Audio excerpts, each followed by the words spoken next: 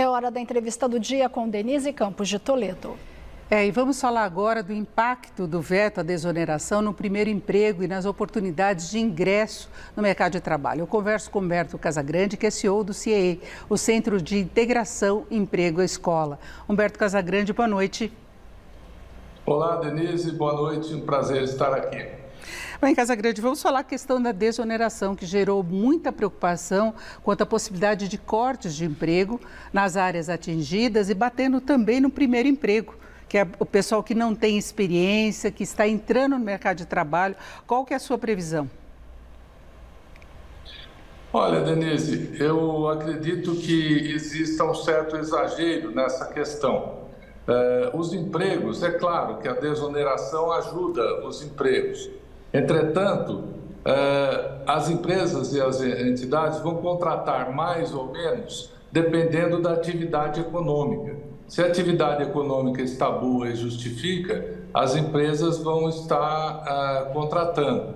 É lógico que um incentivo como esse da desoneração da folha é sempre bem-vindo, mas isso teria que ser tratado de uma forma global. O Brasil é um dos poucos países que tributa o trabalho, né, o salário, e isso não é uma coisa boa. Mas também você fazer um provisório definitivo, como estavam querendo fazer, beneficiando apenas 17 setores, não me parece também uma coisa muito justa.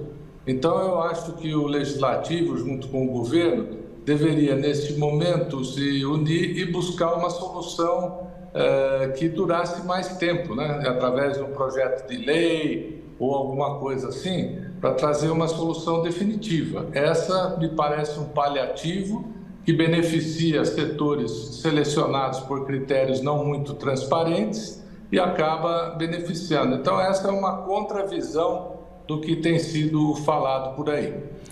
Agora, na verdade, como você colocou, a gente tem um custo de contratação aqui no Brasil que é muito elevado e isso acaba pesando quando vai ser contratado alguém que não tem experiência, né, que é o que sempre se exige no mercado de trabalho, a não ser que seja no caso de um estágio, mas a mesma efetivação, se a pessoa não tem experiência, se ela ainda vai exigir custos da empresa no treinamento, fica mais complicado ter no custo integral, não é? Sem dúvida. O jovem trabalhador é o que sofre mais nessas situações, né? Ele é o primeiro que perde o emprego, é o último que atua na questão da recuperação e essa questão do custo alto para contratar inibe o empresário de contratar um jovem, porque a folha de pagamentos custa quase 2 vezes para a empresa devido a todos esses encargos, né? Então, seria muito importante ter-se alguns programas de apoio aos jovens, como existe o Aprendiz e como está se desenhando também alguns outros. O ministro Fernando Haddad falou de uma alternativa a ser apresentada para que não haja derrubada simplesmente do veto que foi decidido pelo presidente Lula. Não é? Porque essa desoneração, da forma como vem sendo aplicada, ela acaba no dia 31 de dezembro. Portanto, as empresas ficariam sem essa condição por planejamento, talvez de novas contratações ou mesmo manutenção de emprego no próximo ano. Agora, resta saber que tipo de alternativa o governo pode apresentar. Você tem ideia do que poderia conciliar a questão fiscal, que está pesando muito para o governo, e o estímulo ao emprego?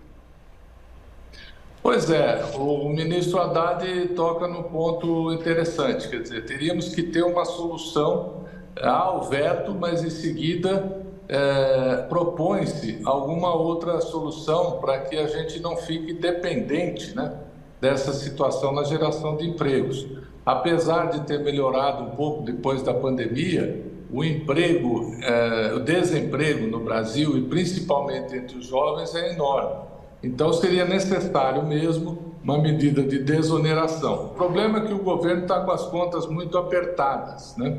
E ele não corta gastos. Então, se ele não corta gastos, está com a conta apertada, não tem como abrir mão de receitas, que é exatamente o que está por trás desse veto a essa medida.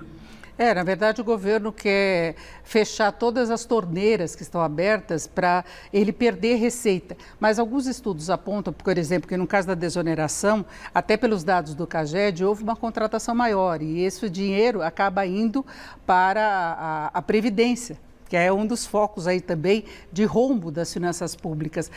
Você não concorda sequer com esses dados do CAGED, com esses estudos que apontam que fez diferença, sim, para os setores beneficiados, essa opção pela desoneração? Não, ele fez diferença no momento em que a economia estava um pouco melhor, né? Eu não acredito que agora, por exemplo, você pegar o setor da construção civil, que está aquecido, muitas obras, muitas coisas, e o setor vai demitir porque a desoneração da folha caiu. Se você pegar o setor de telemarketing, né, que também é um dos beneficiados, se tiver muito aquecido o comércio, varejo, promoções de fim de ano, não acredito que as empresas vão demitir por conta disso, né? É lamentável que esse seja o custo Brasil, que as empresas estejam tendo que arcar com esse custo, além de vários outros, mas, por outro lado, há que se buscar uma solução menos provisória, mais sustentável e que resolva esse problema de uma forma definitiva, né? E para isso o governo precisa cortar gastos, precisa poder abrir mão de receitas. Nós temos a questão da Previdência que está crítica. O Brasil está envelhecendo e cada vez menos jovens pagando aposentadoria para os velhos, para os mais velhos. Então, isso tudo é um grande imbróglio, como se diria, e é um problema complexo. Eu digo sempre que para problemas complexos não há soluções simples. É necessário que se trate do assunto com a complexidade que ele exige. Agora, o CIE divulgou recentemente um balanço do que foi a situação dos estágios ao longo deste ano. E a gente está falando dos setores beneficiados. Agora, quais seriam as áreas em que há mais contratações de estagiários? Como é que é esse perfil aí, de uma forma resumida? Denise, estamos crescendo bem este ano e projetando um crescimento melhor ainda para o ano que vem. Muito disso é a recuperação da pandemia, né? Os setores mais privilegiados são o agronegócio, o setor de saúde, o setor de pedagogia. E nós vamos ter, nesse final de ano, no CIE, aproximadamente 70 mil vagas no Brasil todo para jovens estagiários, sendo que somente no estado de São Paulo, 32 mil vagas e na cidade de São Paulo, 6 mil vagas. Então é bom que o estudante fique alerta, porque as oportunidades estão aí, estão disponíveis. E época de férias não é época para descansar, mas sim época para procurar um estágio. Muita gente acha que é época de férias, de festas de final de ano, deixa para depois do carnaval e perde muito tempo com isso, não é? E as ofertas estão aí, mesmo no final do ano, tem essa contratação de estagiários? Exatamente. Aqui os contratos de estágio, eles duram 2 anos. E todo fim de ano encerra-se o contrato de muita gente. E aí abre vaga para que entre um novo, porque pela lei do estágio não é possível que uma pessoa seja estagiário mais do que 2 anos. Então, passados 2 anos, que geralmente coincide com o período escolar, né, o final do curso, esses jovens deixam a condição de estagiários e entram novos.